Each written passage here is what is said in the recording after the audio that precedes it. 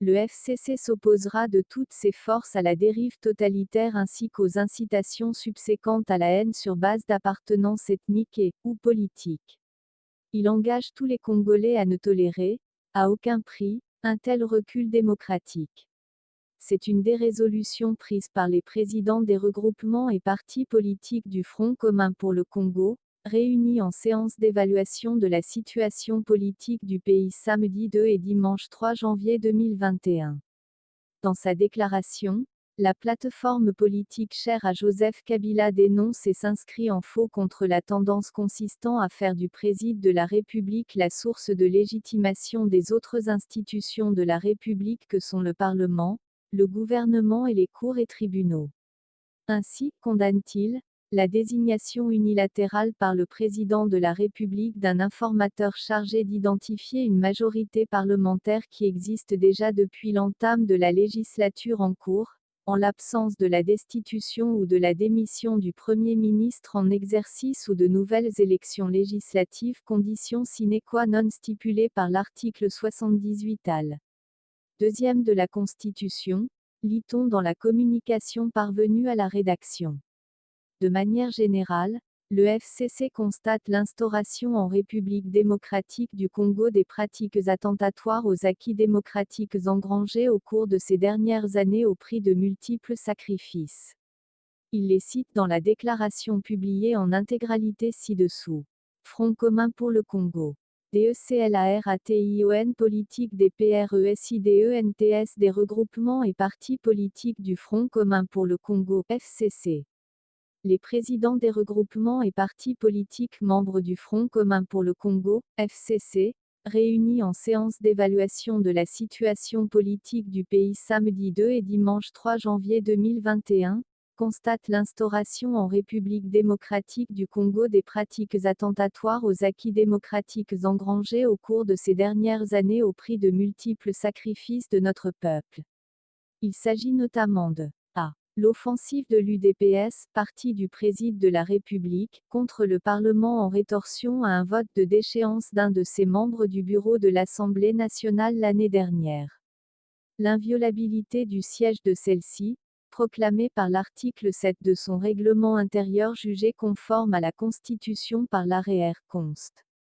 891 du 29 mars 2019 lui accordant ainsi la force d'une loi organique, a été, depuis lors malmenée à maintes reprises par des autorités judiciaires, militaires, policières et même des activistes du parti présidentiel pour contraindre les députés nationaux à se soumettre à la volonté et aux intérêts particuliers du président de la République. Certains parmi ces élus légitimes du peuple congolais ont été soit l'objet de voies de fait ayant abouti au décès de l'un d'entre eux, soit d'arrestations en violation de leurs immunités parlementaires consacrées par l'article 107 de la Constitution et l'article 101 du règlement intérieur de l'Assemblée nationale. B. L'intrusion du président de la République dans les attributions constitutionnelles du gouvernement et des cours et tribunaux à travers les ordonnances d'organisation judiciaire du 17 juillet 2020, prises en violation des articles 78, 82, 152 et 158 de la Constitution consacrant la compétence liée du président de la République relativement aux propositions du Conseil supérieur de la magistrature en la matière et conditionnant la validité de tel acte au contreseing du Premier ministre. C. L'arrestation arbitraire du ministre de la Justice, garde des Sceaux pour avoir posé un acte qualifié par le Premier ministre chef du gouvernement lui-même de simple faute administrative ne méritant qu'une sanction disciplinaire.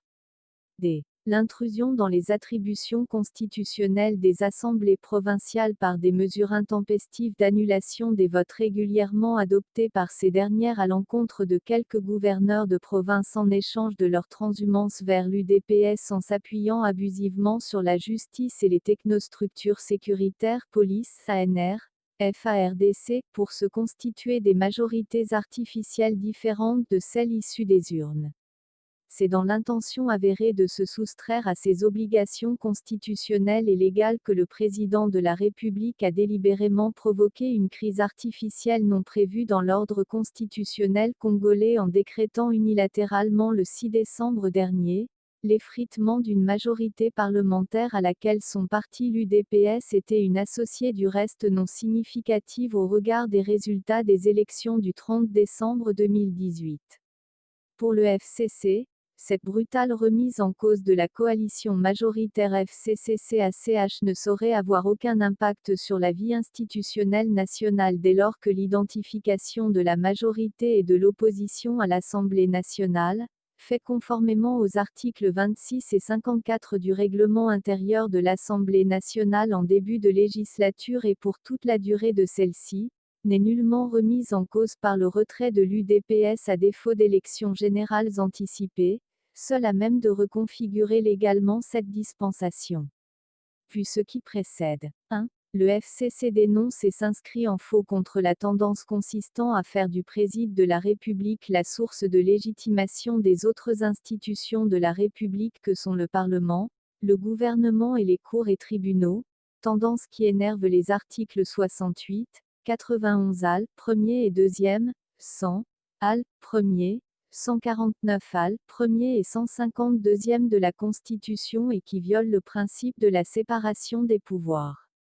2. Le FCC condamne en conséquence la désignation unilatérale par le président de la République d'un informateur chargé d'identifier une majorité parlementaire qui existe déjà depuis l'entame de la législature en cours, en l'absence de la destitution ou de la démission du Premier ministre en exercice ou de nouvelles élections législatives, condition sine qua non stipulée par l'article 78 al.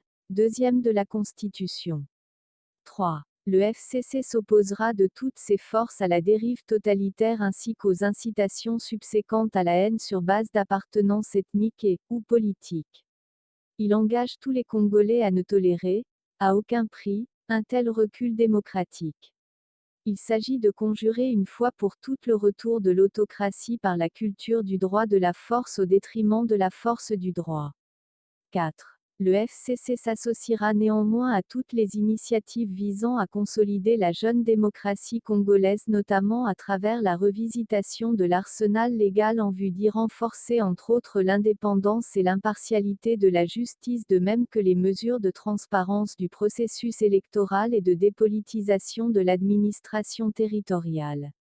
Enfin, le FCC salue la mémoire de tous les compatriotes qui nous ont quittés au cours de l'année 2020 du fait de la pandémie Covid-19 et de l'insécurité persistante dans l'est de notre pays, singulièrement à Beni Butembo Lubero ainsi qu'en Ituri.